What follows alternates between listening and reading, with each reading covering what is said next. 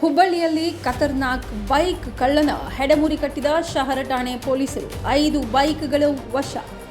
ಅವಳಿ ನಗರದಲ್ಲಿ ವಿವಿಧ ಬೈಕ್ಗಳನ್ನು ಕಳ್ಳತನ ಮಾಡಿ ರಾಜಾರೋಷವಾಗಿ ಓಡಾಡುತ್ತಿದ್ದ ಖದೀಮ ಕಳ್ಳನನ್ನು ಬಂಧಿಸುವಲ್ಲಿ ಹುಬ್ಬಳ್ಳಿಯ ಶಹರ ಠಾಣೆಯ ಪೊಲೀಸರು ಯಶಸ್ವಿಯಾಗಿದ್ದಾರೆ. ಅಮರಗೋಳ ನಿವಾಸಿಯಾದ ಬಾಬಾಜಾನ್ ಧಾರವಾಡ ಎಂಬಾತನೇ ಬೈಕ್ ಕಳ್ಳತನದ ಆರೋಪಿಯಾಗಿದ್ದಾನೆ. ಕಳೆದ 24ರಂದು ನಗರದ ಹರ್ಷ ಕಾಂಪ್ಲೆಕ್ಸ್ ಹತ್ತಿರ ಬೈಕ್ ಕಳ್ಳತನ ಪ್ರಕರಣ ಶಹರ ಪೊಲೀಸ್ ಠಾಣೆಯಲ್ಲಿ ದಾಖಲಾಗಿತ್ತು.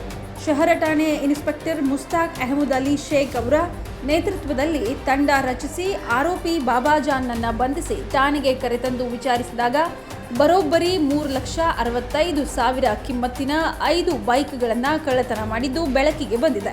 ಇದರಲ್ಲಿ ಒಂದು ಹೋಂಡಾ ಆಕ್ಟಿವಾ, ಒಂದು ಹೋಂಡಾ ಡಿಯೋ, ಒಂದು ಟಿವಿಎಸ್ ಜುಪಿಟರ್ ಹಾಗೂ ಒಂದು ಸುಜುಕಿ, ಒಟ್ಟು 5 ಬೈಕ್ಗಳನ್ನು ಪೊಲೀಸರು ವಶಪಡಿಸಿಕೊಂಡು ಆರೋಪಿಯನ್ನು ಜೈಲಿಗೆ ಅಟ್ಟಿದ್ದಾರೆ.